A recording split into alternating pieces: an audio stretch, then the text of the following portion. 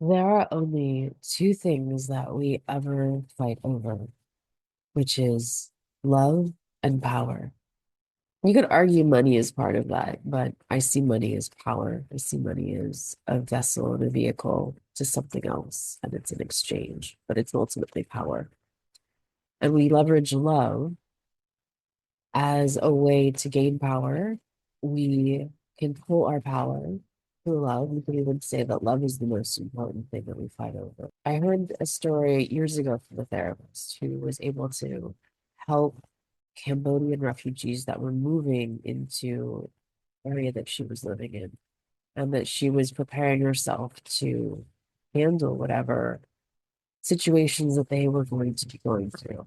And as she had talked to multiple people over the course of a couple months as they were migrating and coming in, she noticed that the majority of the conversations all stemmed around these two main themes about crushes and boyfriends and girlfriends and who liked who and who was mad at who and fights that couples had had and just the power struggle and the power dynamics and whether they still liked each other or not.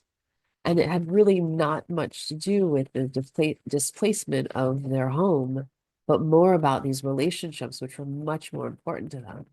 And it really kind of took her back because she was not expecting it at all of just this way that it is so powerful, this power that we have, this power that love has, the power, the power that we have over each other when emotions and feelings are strong, and how we must have a sense of power in the world, a sense of control in the world. And when we don't have that, what do we do when we're trying to get it? And I see this a lot in lots of different ways in how people are really functioning in their lives or not functioning in their lives. And the people that I've noticed that seem, who are getting it a little bit right, a little bit more right than others, who seem to be enjoying life a little bit more than others, really have a sense of self-worth, self-power, and self-love. And there's no external extraction or need to get it validated out in the world because they themselves are validating it.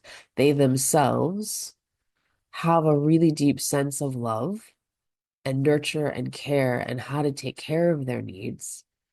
And that in itself is very powerful. And when we're able to be responsible and accountable for every element and aspect of our life, whether we can look at that when we're able to observe all of that and take into account what's working, what's not working, and be adults about, where are there places we need to change and make those changes and keep working and being consistent on what works.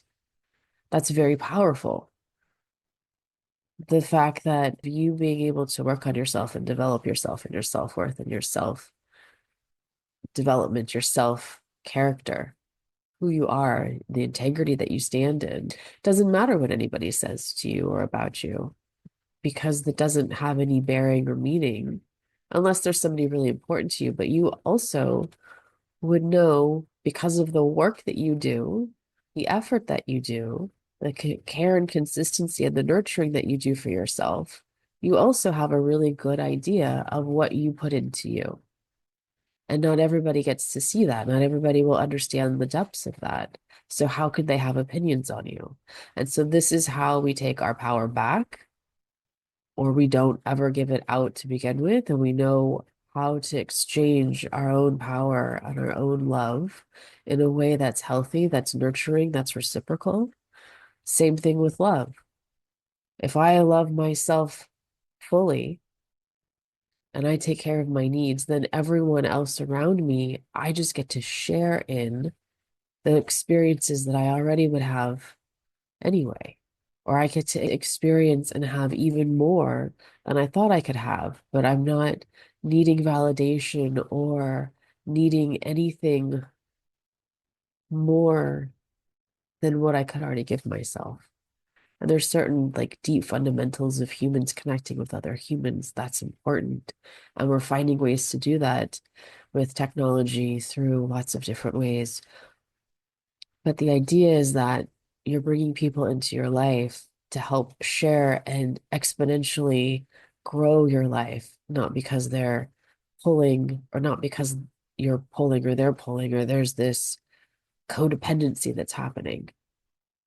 And so if we can learn to stand in our power, if we can learn these two key elements, that these two things have such a hold on us, and the only two themes that we have in our life that really drive us, the power that we hold and that we yield, even if we don't want to admit it, we do want to have a level of power in our life. We want to feel respected. We want to feel trusted. We want to feel, you know, a sense of worth, sense of purpose.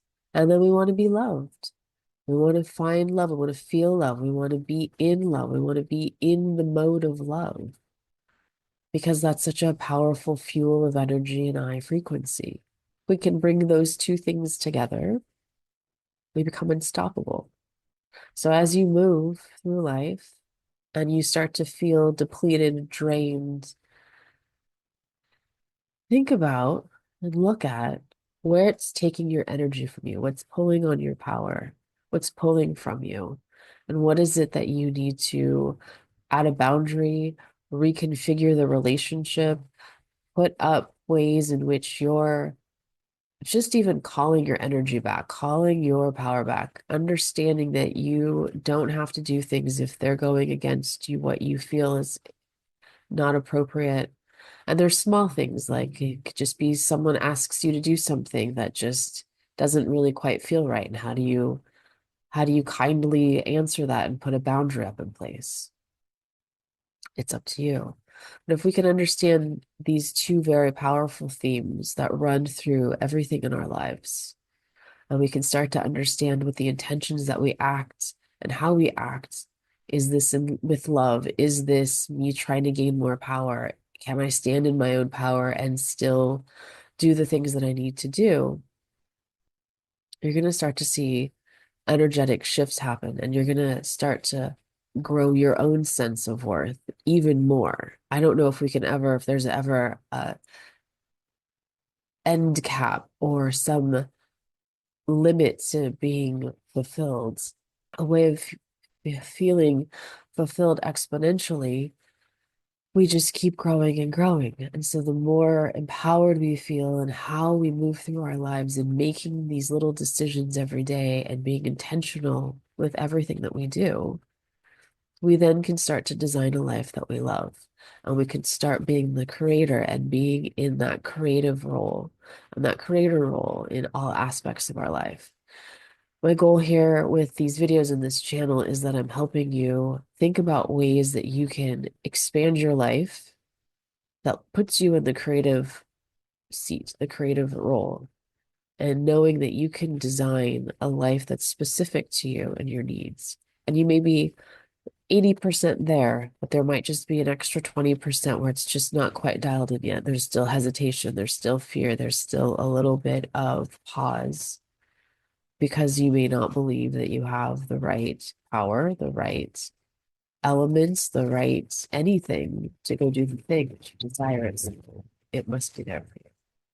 So consider how these two themes, love and power, run in your lives. How have they affected you in the past? How have they shifted and changed relationships because you might have been in need of these things or needed external validation?